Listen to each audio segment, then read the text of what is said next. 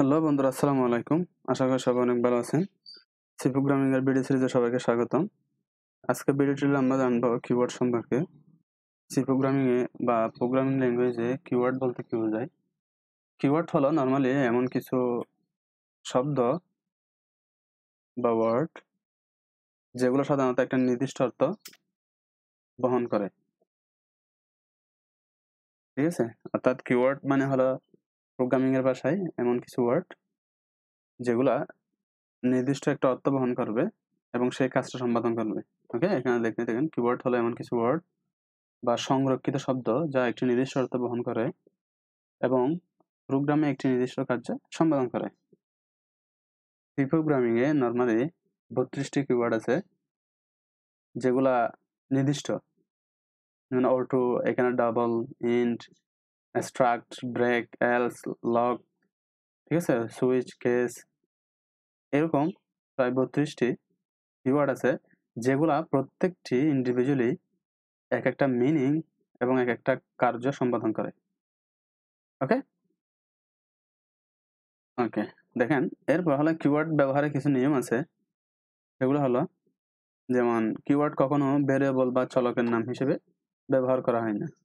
অর্থাৎ কিওয়ার্ড যেটা, যেমন এখানের মধ্যে যে ডাবল ইউজ করছেন, অর্থাৎ প্রোগ্রামিং যেমন যেমন অটো কিংবা ডাবল ধরনের ডাবলটা হিসাব করি আমরা, এই ডাবল আপনি প্রোগ্রামিং এর অন্য কোনো জায়গায় ভেরিয়েবলের নেম হিসেবে ইউজ করতে পারবেন না, যেহেতু এটা একটা কিওয়ার্ড।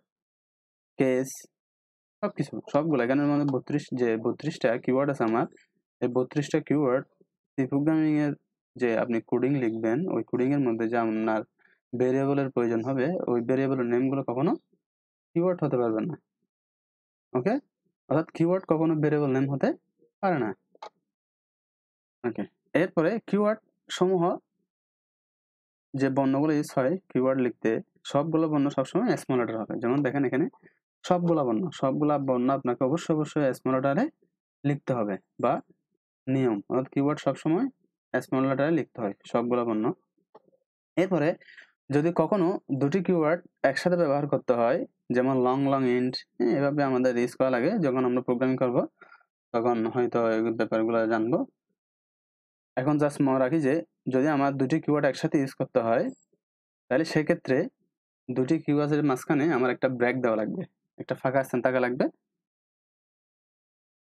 এরপরে কিওয়ার্ড সমূহ একটি একক শব্দ, অর্থাৎ মাঝে কোনো ফাঁকা স্থান থাকবে না। আপনি যদি সিঙ্গেল, এই যে এর আগের লাইনটা হলো দুটি কিওয়ার্ড একসাথে লিখতে হয়, তাহলে আপনার ফাঁকা স্থান দুটি কিওয়ার্ড একসাথে লিখলে, যদি কিওয়ার্ড সমূহের নাম একটি একক শব্দ হয়, ধরেন আপনি ইন্টিজার লিখছেন, তাইলে ধরেন কিওয়ার্ড সমূহের নাম একটি একক শব্দ হয়, তাইলে ওই ইন্টিজারের মাঝখানে আপনি স্পেস দিয়ে ওয়ার্ডগুলো মাঝখানে লিখতে পারবেন না।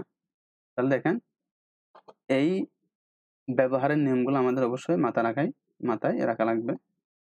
অর্থাৎ কিওয়ার্ড যে ব্যবহারের যে নিয়মগুলো, এগুলো আমার অবশ্যই জানতে হবে।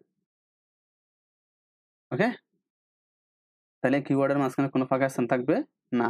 যদি দুটি কিওয়ার্ড ইউজ করতে হয়, তাহলে সেক্ষেত্রে আমার দুটি কিওয়ার্ডের মাঝখানে একটা স্পেস থাকা লাগবে। আর কিওয়ার্ড সমূহ সবসময় স্মল লেটারে হয়। কিওয়ার্ড কখনো ভেরিয়েবলের নাম দিয়ে হয় না, অর্থাৎ ভেরিয়েবলের নাম কখনো কিওয়ার্ড দিয়ে হবে না। তার মানে কি? তার মানে এখানে দেখেন, আমরা যদি একটা উদাহরণ দেই, যেমন যেমন ধরেন এখানে আমি লিখলাম সরি, তাহলে তাহলে কিওয়ার্ড আমি প্রোগ্রামিং এর মধ্যে কোথায় কিওয়ার্ড ইউজ করি বলেন তো? যেমন ধরেন আমি এখানে লিখলাম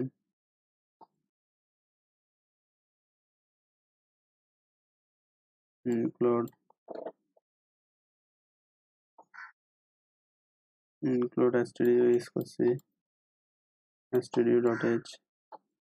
ওকে, তারপর আছে আমার ধরেন আমার এরপরে মেইন ফাংশন,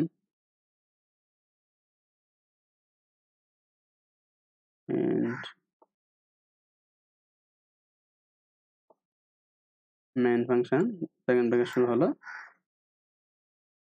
সেকেন্ড ব্র্যাকেট শেষ, রিটার্ন 0 দিলাম। ধরেন তাহলে এই যে এখানের মধ্যে আমি এখানের মধ্যে কিওয়ার্ড কি, যেমন আমি দুটো সংখ্যা যদি আমার যোগ করতে হয়, তাহলে সেক্ষেত্রে আমি এখানে কি লিখবো, সংখ্যাগুলো যে ডেটা টাইপ লিখবো, ধরেন আমি দুটো সংখ্যা যোগ করব, তাহলে আমাকে দুটো সংখ্যা অবশ্যই নিতে হবে। তাহলে সেক্ষেত্রে ইন্ট আমি লিখলাম কমা বি, অর্থাৎ আমি a এবং b দুটো সংখ্যা নিলাম। তাহলে সেক্ষেত্রে আপনি যে এখানের মধ্যে একটা কি ইউজ করছেন, এই যে ইন্ট ইউজ করছেন, তাহলে এই ইন্টটা হবে আমার, এই ইন্টটা হবে এই প্রোগ্রামিং এর জন্য কিওয়ার্ড, বুঝছেন? অর্থাৎ আমি এই যে আমি দুটো সংখ্যা a এবং b এর ডেটা টাইপটা বলে দিছি, এই ইন্টিজারের যে ইন্ট আছে সেটা হবে আমার কিওয়ার্ড। এই যে দেখেন, আর এখানে সবগুলো আপনাকে ছোট হাতে লিখতে হবে, যেমন INT, এই যে আপনি লিখলেন INT, এটা হলো ইন্টিজার। ওকে, অর্থাৎ আমার সবগুলা ওয়ার্ডই লিখতে হবে ছোট হাতের।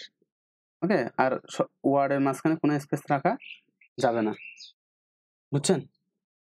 তাহলে এই হলো আমাদের কিওয়ার্ড আর কিওয়ার্ড ব্যবহারের নিয়ম। তো এগুলো আমাদের মাথায় রাখতে হবে। আজকে ভিডিও এতটুকু, নেক্সট ভিডিও ইনশাআল্লাহ টপিক নিয়ে আলোচনা হবে, সাথে থাকবেন। আল্লাহ হাফেজ।